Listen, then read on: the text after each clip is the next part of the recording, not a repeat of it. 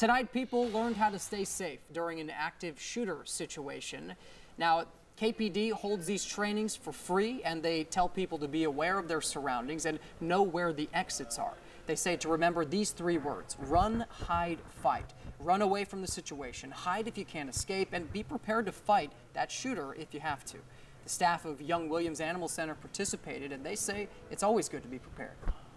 An active shooter is something that, can be scary, and a lot of people don't want to talk about. So it's really starting to open the dialogue with all of our employees to talk about it, be aware, understand where the exits are, what are the different scenarios that could potentially come up.